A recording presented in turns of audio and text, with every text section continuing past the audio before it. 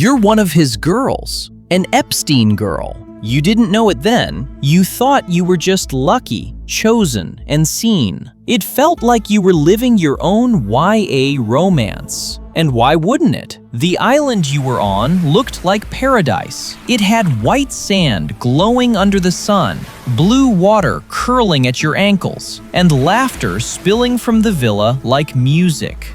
Men in linen shirts smiled politely, like you mattered, like you belonged. But it changed, slowly, then all at once. The smiles lingered too long. The doors locked too quietly. You searched for exits that weren't there. You laughed when you wanted to cry. You learned the rules fast. Don't ask, don't resist, don't run. One man asked you to help out. Another told you to relax. Their breath smelled like old garlic, and their beards felt razor sharp on your skin. You tried to disappear inside your own body, but it kept happening again and again until you realized there was no rescue coming, and you were just 16. But to understand how you got there, how a plane ticket became a life sentence, you have to go back a few years.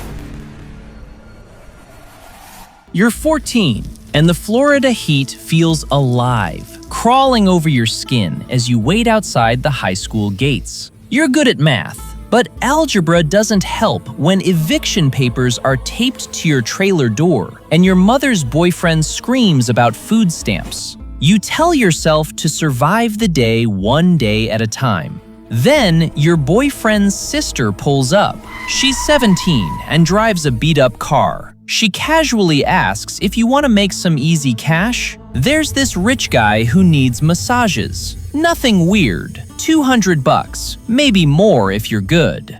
200? The word sticks in your brain like candy on your teeth. 200 means deodorant that doesn't burn, phone data, and tampons you don't have to ration so strictly. You take the shiny business card she hands you, gold edges, and an address in Palm Beach. You nod before your gut can protest. The next afternoon, you ride in silence, the car thick with smoke and cheap strawberry air freshener. Palm trees blur past until the road widens, revealing a mansion rising from the heat like a mirage. White walls, red roof, gates that open with a hum. Even the air here smells expensive. You exhale, pretending you belong.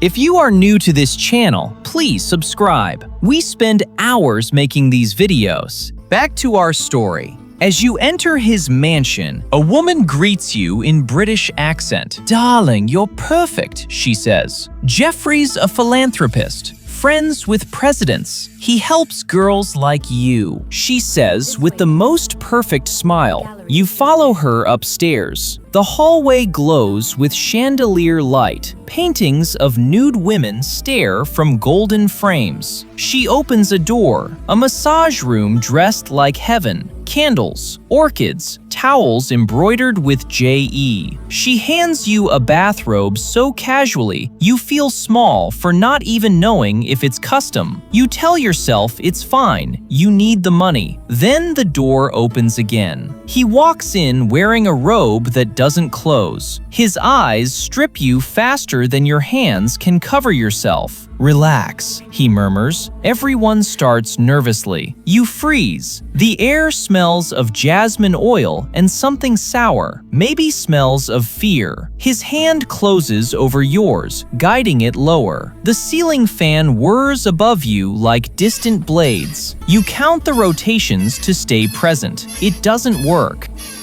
When it's over, he hands you folded bills, hundreds that feel radioactive, and says, "Bring a friend next time. You'll get a bonus."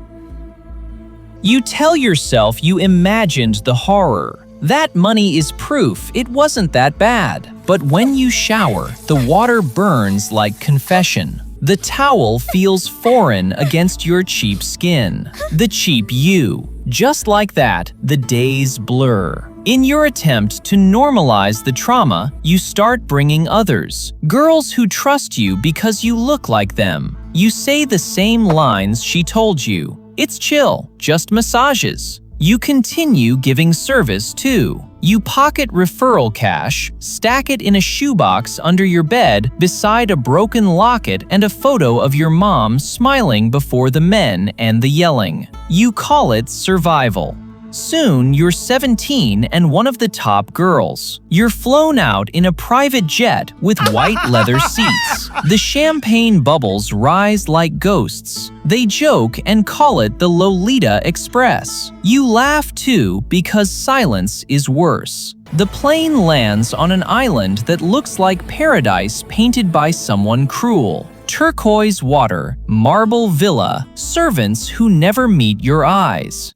Nights are parties. Dresses that barely exist, cameras hidden in corners, powerful men pretending not to notice you're a child. You learn how to smile without showing fear. You learn which doors lock from the outside. You learn that good girls get invited back. Then you're told to train the newcomers. You teach them the script and show them the oil, towels, and compliance. You hear your own voice and want to rip it from your throat. One day, he says, "You're smart. You understand how this works." You smile, because understanding is safer than resisting. And you've gotten used to the money. But once in a while, the requests start sounding too cruel, demanding too young. And that's when the threats come out, whispered like compliments. "We have photos. We know where your mom works." He says it like a father, like an owner. You stop thinking of escape. You start thinking of minimizing damage. Weed dulls the edges. Cognac burns the shame. But now and then, girls disappear. One drinks from the pill cabinet and never wakes up. Another is gone by morning, her flip phone still buzzing on the nightstand. You learn not to ask. You learn the mansion eats questions. Pregnancies happen, clinics with fake names, nurses who don't make eye contact. You bleed into hotel towels and are told it's all part of the job. The money grows, but so does the rot. Your reflection thins until the mirror shows someone you don't recognize. A girl, barely an adult, with designer perfume and 3 abortions. By 19, the system spits you out. You're too old. The money stops. The calls stop. The nightmares don't.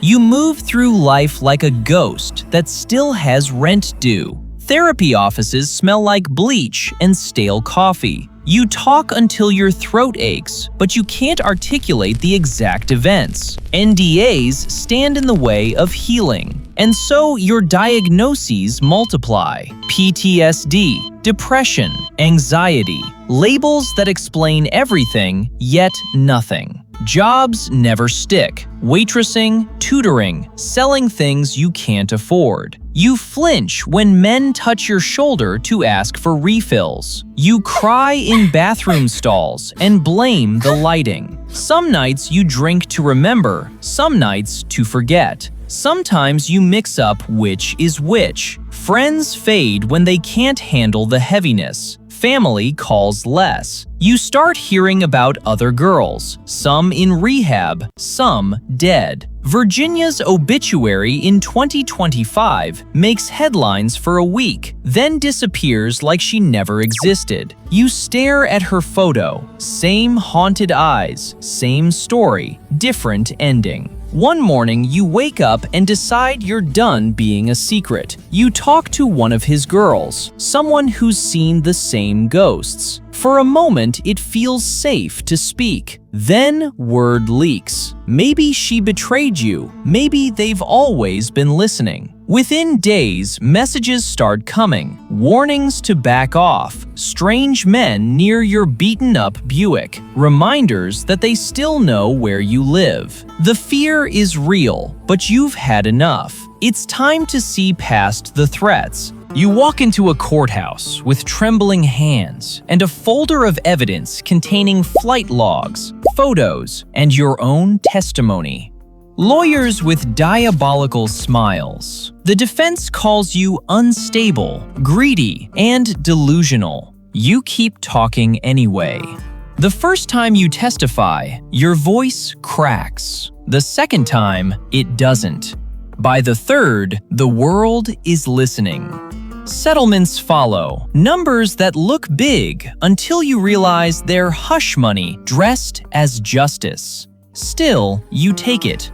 Maybe it's enough to start a life somewhere far, far away from the nightmare. So, you buy a small house with peeling paint and a rescue dog that sleeps at your feet.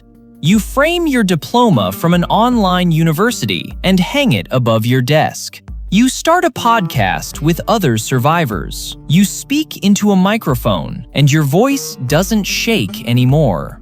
You tell your story in the present tense because it never really ends. Reporters call it the Epstein case. You call it your life, a small somebody in those files. People say you're brave, but you know you're just alive.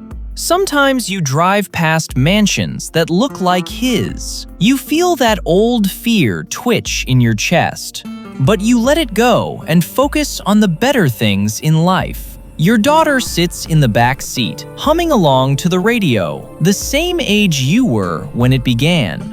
She asks why you lock every door twice. You tell her safety is a habit, not paranoia. You'll never forget the smell of lavender or the hum of those gates, but you've learned to reclaim their echoes. They no longer own your narrative. You were 14 when the world sold you as silence. Now you speak for every girl who couldn't. You're an Epstein girl.